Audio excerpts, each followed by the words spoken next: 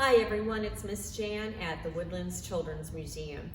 Welcome to Storybook Theatre, and Gus is here as well. He loves a story, so he wants to start us off with our story song today. We'd like you to sing along at home if you want to. Here we go. Are you ready, Gus? Here we go. If you want to hear a story, clap your hands. If you want to hear a story, clap your hands.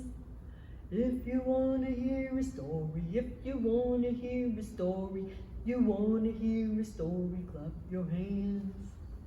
If you want to hear a story, shout hooray! Hooray! If you want to hear a story, shout hooray! Hooray!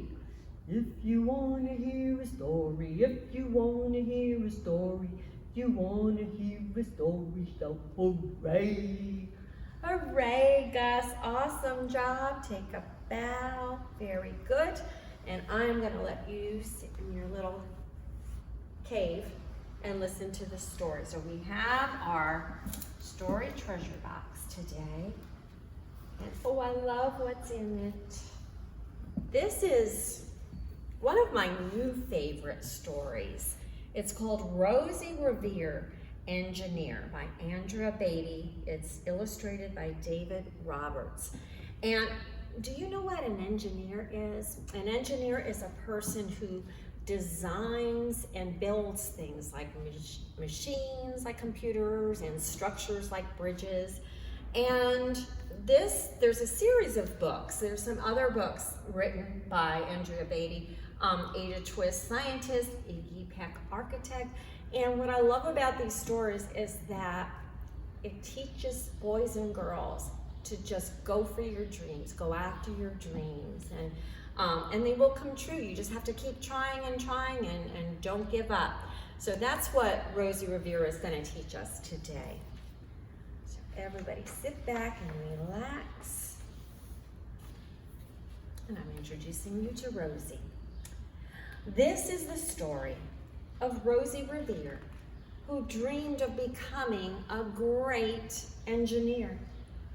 In Lila Greer's classroom, that's Lila Greer, the teacher, at Blue River Creek, young Rosie sat shyly, not daring to speak.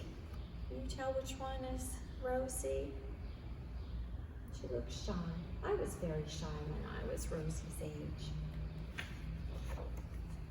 But when no one saw her, she peeked in the trash for treasures to add to her engineer's stash. And late at night, Rosie rolled up her sleeves and built in her hideaway under the eaves. My goodness, look at all this stuff Rosie has. Alone in her attic, the moon high above, dear Rosie made gadgets and gizmos she loved. And when she grew sleepy, she hid her machines far under the bed where they'd never be seen. When Rosie was young, she had not been so shy. She worked with her hair swooping over one eye and made fine inventions for uncles and aunts, a hot dog dispenser and helium pants. All right, so here's the hot dog dispenser. That's pretty cool. That almost looks like paper towel tubes, doesn't it? And helium pants. Oh my goodness. That's a different type of balloon, isn't it? Those are very neat inventions. The uncle she loved most was zookeeper Fred. She made him a hat to keep snakes off his head. Very important. From parts of a fan and some cheddar cheese spray, which everyone knows keeps the pythons away. I didn't know that. The fan, cheddar cheese spread. Let's see if it works. Snake. And when it was finished, young Rosie was proud. But Fred slapped his knee and he chuckled out loud. He laughed till he wheezed and his eyes filled with tears. All to the horror of Rosie Revere. who stood there, embarrassed, perplexed, and dismayed. She looked at the cheese hat and then looked away. "I love it," Fred hooted. "Oh, truly I do." But Rosie Revere knew that could not be true. She stuck the cheese hat on the back of her shelf, and after that day, kept her dreams to herself. It's kind of sad. And that's how it went until one autumn day, her oldest relation showed up for a stay. Her great-great-aunt Rose was a true dynamo who'd worked building airplanes a long time ago.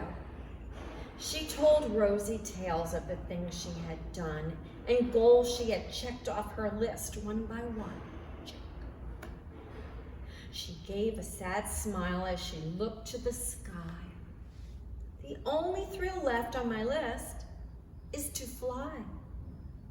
But time never lingers as long as it seems. I'll chalk that one up to an old lady's dreams."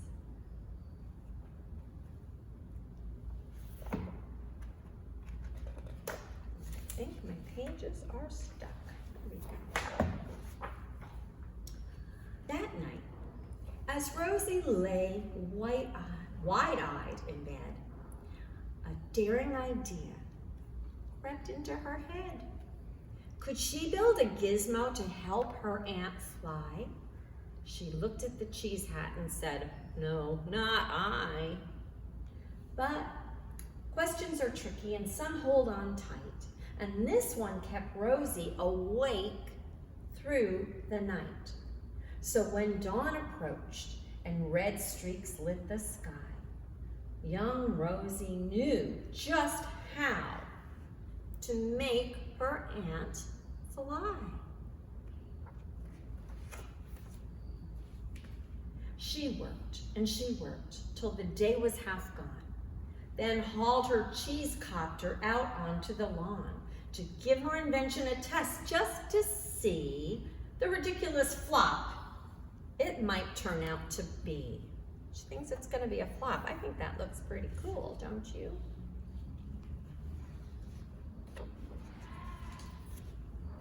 Let's see, this is one that I have to twist around, so I'll show you the picture in a minute. Strapped into the cockpit, she flipped on the switch.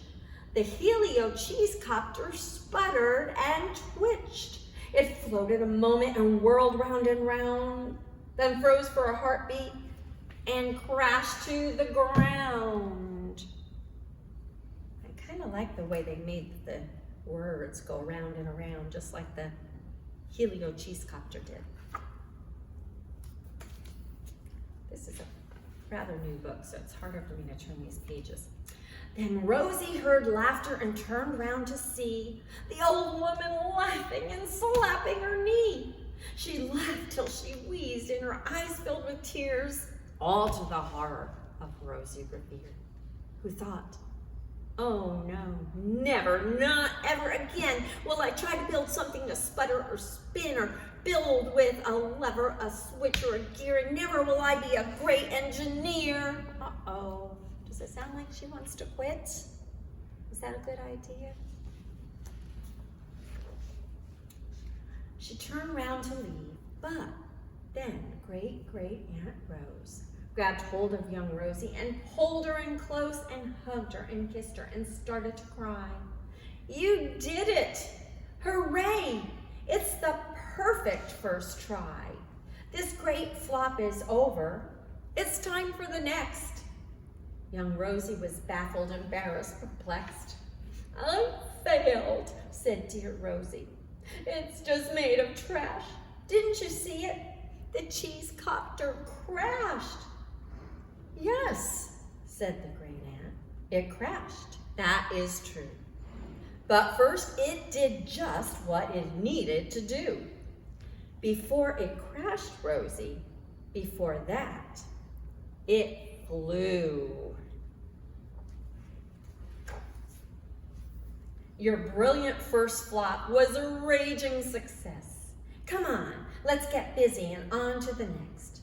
She handed a notebook to Rosie Revere, who smiled at her aunt as it all became clear. Life might have its failures, but this was not it. The only true failure can come if you quit.